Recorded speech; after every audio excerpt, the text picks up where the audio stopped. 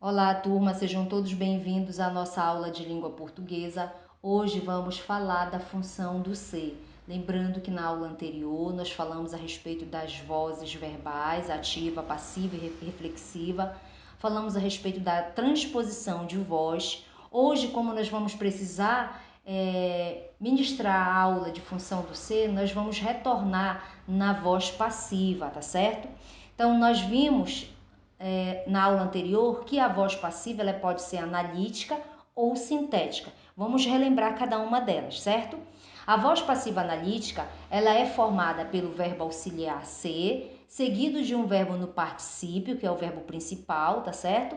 E nessa voz o sujeito ele é paciente, isto é, ele recebe ou sofre a ação verbal. E o agente da passiva pode ou não aparecer. O agente da passiva é o responsável em praticar a ação que o sujeito vai sofrer na voz passiva, certo? Exemplo: os pescados foram devolvidos ao habitat natural pelos agentes da polícia. Então, o nosso sujeito é os pescados, tá? É um sujeito paciente porque eles sofreram a ação.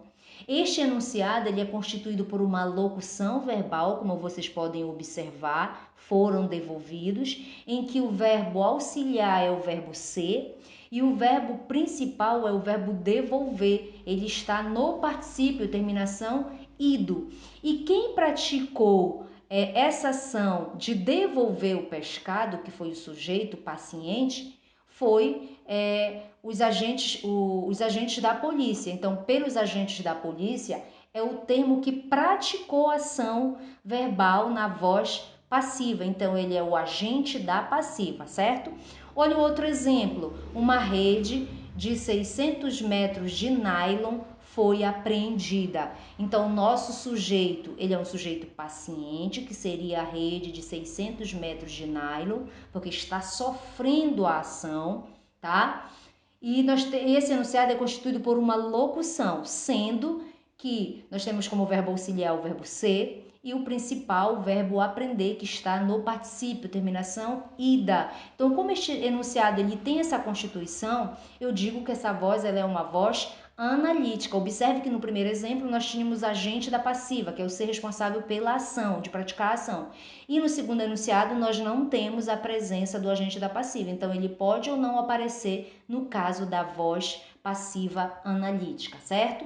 E a voz passiva sintética?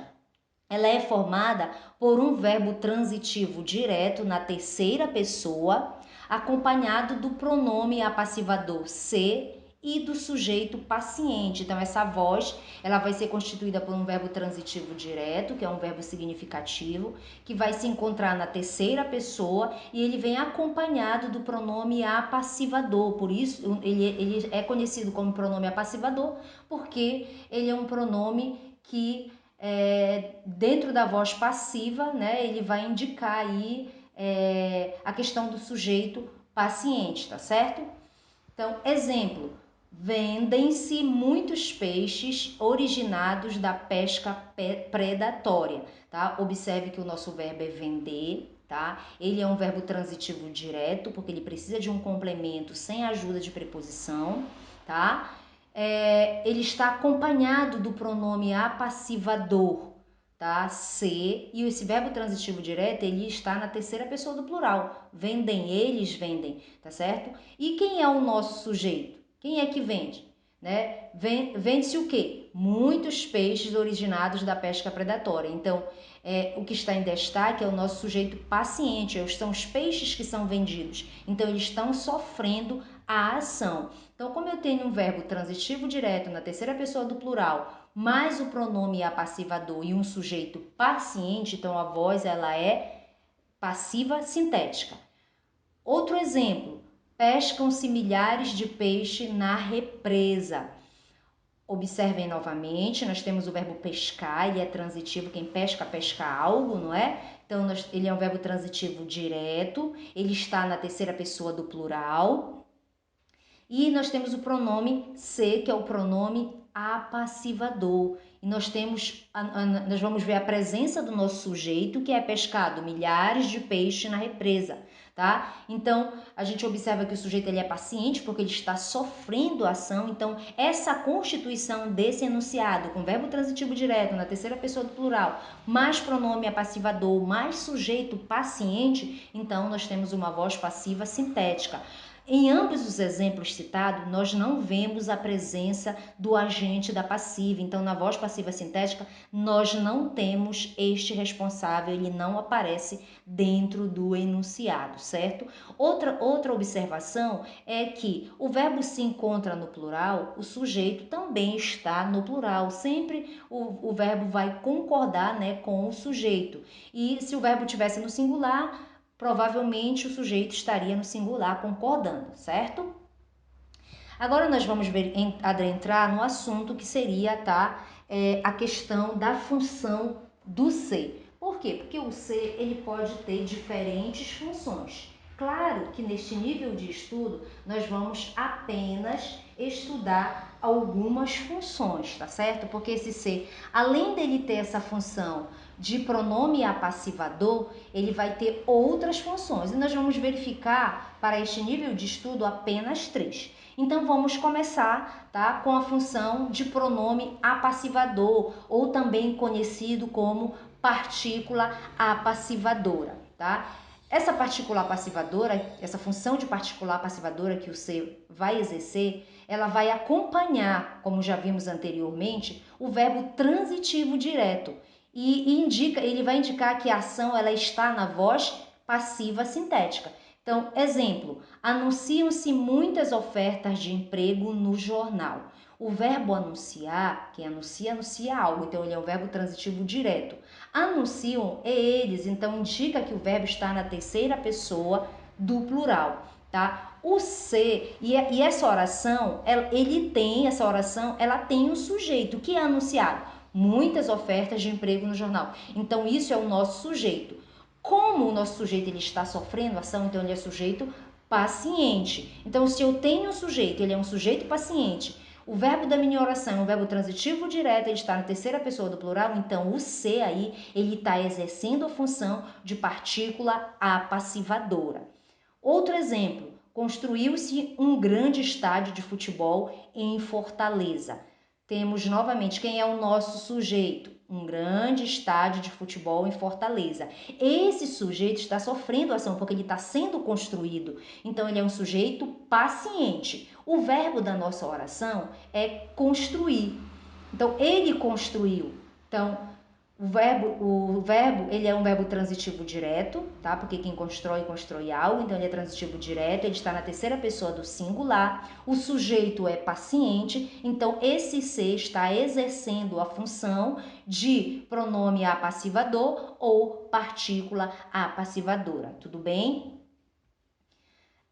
Outra função do ser. Ele também pode exercer a função de índice de indeterminação do sujeito. Quando nós estudamos tipos de sujeito, nós estudamos os sujeitos indeterminados e nós observamos a presença do ser, tá certo? Então, ele também pode funcionar como índice de indeterminação do sujeito. Neste caso, ele vai indicar que o sujeito não está determinado na ação, tá certo? Ele vai acompanhar os verbos intransitivos e transitivos indiretos, sempre na terceira pessoa do singular. Olhem a diferença, tá certo? Vamos observar o exemplo. Necessita-se de mais respeito pelo cidadão brasileiro. Observe que o nosso sujeito ele não está expresso na oração, tá? Porque quem é que necessita, tá? Ninguém sabe, tá? Então o sujeito não está expresso e a gente não consegue determinar quem é. Observem o verbo. O verbo é necessita. Ele é um verbo transitivo indireto. Para ser voz sintética, tem que ser transitivo direto, tá certo? Para ser índice de indeterminação do sujeito, o verbo precisa ser intransitivo ou transitivo indireto. Então, o verbo necessitar, ele é transitivo indireto, porque quem necessita de alguma coisa. Mas, professora, o restante da frase de mais respeito pelo cidadão brasileiro não é o sujeito da oração? Não. Ele é o complemento do verbo transitivo e direto, do verbo necessitar. Então, essa oração, ela não tem sujeito, tá certo? Então, neste caso, como ela não apresenta o sujeito, o verbo necessitar ele é transitivo direto e encontra-se na terceira pessoa do singular, tá? Acompanhado do pronome ser. Então eu digo que esse ser, ele tem a função de índice de indeterminação do sujeito, porque ele está indeterminando o sujeito que se encontra na terceira pessoa do singular, tá certo? Outro exemplo, falou-se muito em futebol. Agora, nós vamos observar que o verbo é falar. Este verbo ele é um verbo intransitivo. Ele não precisa de complemento. O sujeito ele não está expresso nessa oração, tá certo? Então, a gente vai observar que o sujeito não está expresso, a gente não sabe quem foi que falou. O verbo ele é transitivo indireto, tá? Ele se encontra na terceira pessoa do singular. Então, o ser, ele está exercendo a função de índice de determinação do sujeito, ou seja, ele está indeterminando o sujeito, tá? Então, é ele que faz com que nós não consigamos identificar quem é o sujeito. Outra função do pronome do ser é de pronome reflexivo. Lembra que nós estudamos a voz reflexiva na aula anterior? Então, este pronome, ele vai indicar que o sujeito é ao mesmo tempo agente e paciente da ação verbal. Na prática, ele pode ser substituído pela expressão a si mesmo, tá certo? Exemplo, muitas pessoas não conseguem emprego para se sustentar de forma digna.